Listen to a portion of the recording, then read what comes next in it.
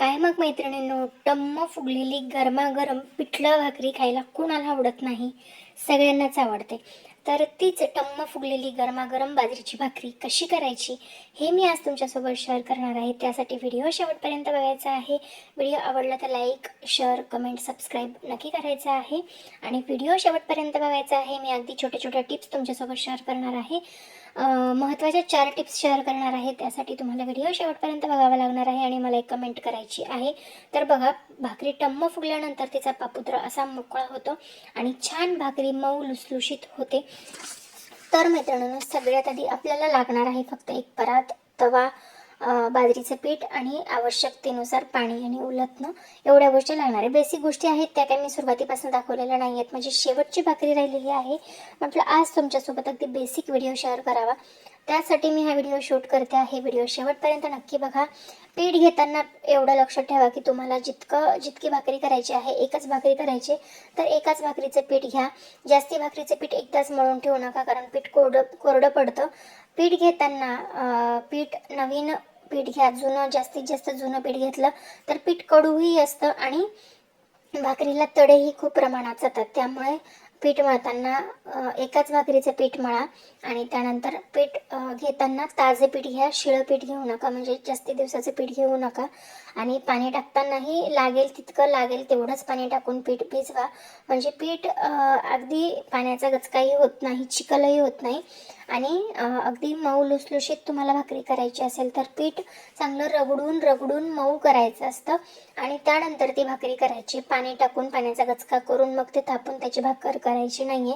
तर बघू शकताय, मला लागेल तसं, लागेल तितकं मी पाणी घेते आणि याच पद्धतीने करायचं आहे. भरपूर वेळा काय होतं, भाकरीला तडे जाणं, भाकर न फुगणं किंवा भाकर कडू लागणं, ह्या गोष्टी होतात. तर बेसिक गोष्टी आहेत. एक म्हणजे पीठ खूप जास्त दिवस झाले दळून ठेवलेलं नाही पाहिजे. भाकरीचं पीठ मळताना एक भाकरीचं पीठ मळायचं आहे. त्यानंतर जर भाकरी जास्त काळे येत असतील तर त्यात तांदूळ दळताना थोडे तांदूळ टाकायचे आहेत आणि त्यानंतर लागेल तसं पीठ मळून घ्यायचं आहे आणि पाणी कमी प्रमाणात वापरायचं आणि हाताच्या तळव्याने रगडून पीठ मळून घ्यायचं आहे आणि त्यानंतर ती भाकरी थापायची आहे. म्हणजे भाकरी अगदी मऊसूद होते, छान लुसलुशीत होते, कडक होत नाही. त्यासाठी हे टिप्स खूप महत्त्वाचे आहेत. जसं मी हाताच्या तळव्याने रगडून घेते आहे पीठ, त्या पद्धतीने ते रगडून मग भाकरी थापायची आहे. म्हणजे अतिशय व्यवस्थित होते आणि मऊ लुसलुशीत सुद्धा होते. मैत्रिणींनो, प्रत्येकाला मिरचीचा ठेचा, पिठलं, भाकर, उडदाचा पापड या सगळ्या गोष्टी खायला आवडतात. त्यासोबत गरमागरम भाकरीसुद्धा तितकी चविष्ट लागते. बऱ्याचदा काही लोकांना शुगर बंद केलेली असते. तर शुगर ज्यांची बंद आहे त्यांना बाजरीची भाकर हे शुगरसाठी, आपण म्हणतो की साखरेचं प्रमाण बाजरीमध्ये खूप जास्त प्रमाणात असतं, गोड असते बाजरीची भाकरी, तर तीही खाऊ शकताय तुम्ही. तर बघू शकताय, छानपैकी असा मस्त गोळा तयार करून घेतलाय मी. त्यानंतर आवश्यकतेनुसार बाजरीचं पीठ मी टाकून घेणार आहे. कमी टाकायचं आहे, जास्ती पण टाकायचं नाहीये, नाहीतर तो पिठाचा गोळा तसाच खाली चिपकून बसतो. तर बघू शकता, वरून थोडंसं पीठ टाकले मी आणि त्यानंतर साईडला हात ठेवायचा आहे. त्याला आकार येण्यासाठी बघू शकताय गोलाकारामध्ये येते बाजरीची भाकरी.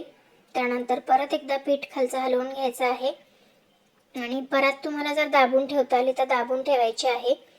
मला व्हिडिओ शूटिंग आणि भाकरी थापणं या दोन्ही गोष्टी एकदाच जमत नव्हत्या, त्यामुळे थोडीशी ते व्हिडिओमध्ये गल्लत झालेली आहे. पण तरीसुद्धा भाकरी व्यवस्थित थापण्याचा मी म्हणजे मी काय करत असते की खाली परात ठेवते, दोन्ही हाताने परात दाबून ठेवते आणि मग भाकरी पटापट थापून घेत असते.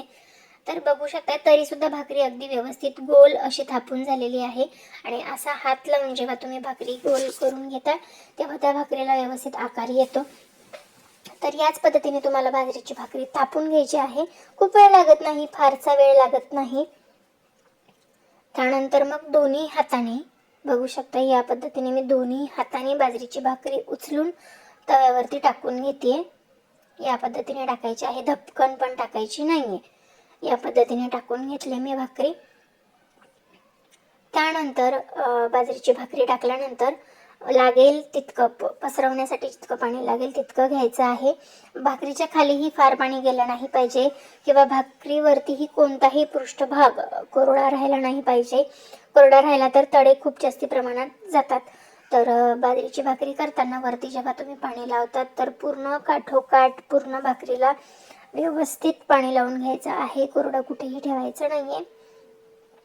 त्यानंतर वरती जे आपण पाणी लावलेलं आहे ते सुकत आलं की आपल्याला भाकरी पलटी मारायची. खूप जास्तही सुकू द्यायचं नाहीये, नाहीतर भाकरीला तडे जातात आणि जास्तही गचगचीत राहिली तर भाकरी पलटी मारल्यानंतर चिपकते.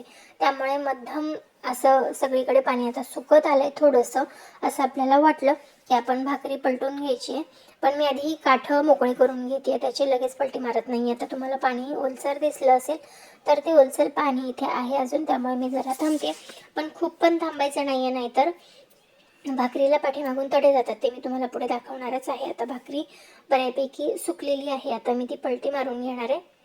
बघू शकता या पद्धतीने भाकरी आपली एका साईडने रेडी झालेली आहे. मी कोणताही पदार्थ फक्त 3 ते 4 वेळा पलटी मारून बनवत असते. चपाती तर मी फक्त 3 वेळा पलटी मारते. एकदा टाकल्यावरती, एकदा पाठीमागच्या बाजूने आणि एकदा तेल लावून वरच्या बाजूने. बाकी जास्त मी चपाती भाकरी पलटी मारत नाही. बघू शकताय साधारण 1 ते 1.5 मिनिटं मी मागच्या बाजूने व्यवस्थित शिजू देणार आहे. आता तुम्हाला दाखवण्यासाठी भाकरी मी 1-2 वेळा पलटी मारून दाखवणार आहे तुम्हाला फक्त. पण 2 ते 3 वेळामध्ये भाकरी आपली झालीच पाहिजे. या पद्धतीने तुम्ही बनवायची. अगदी पौष्टिक असा पदार्थ आहे आणि सगळ्यांच्याच घरी बनवली जात असेल असं मला वाटतं.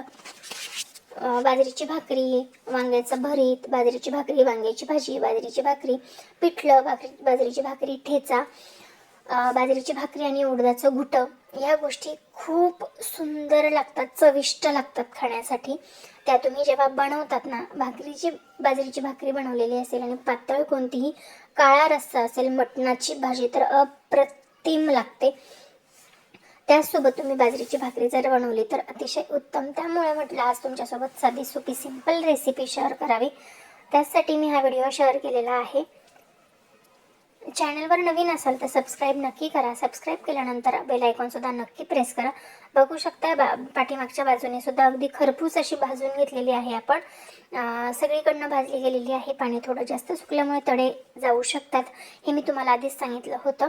तर ते त्याच पद्धतीने झालेलं आहे. पण बाकीच्या ज्या बाजरीच्या भाकरी टम्म फुगलेल्या आहेत त्या मी तुम्हाला पुढे दाखवणारच आहे. त्यानंतर मी काढून घेतली, गॅसवरती थोडं भाजून घेतली. बघू शकताय या पद्धतीने छान मस्त अशी फुगली जाते सगळीकडनं भाकरी. मस्त गरमागरम भाकरी आणि पिठलं, बेस्ट आणि बेटर कॉम्बिनेशन.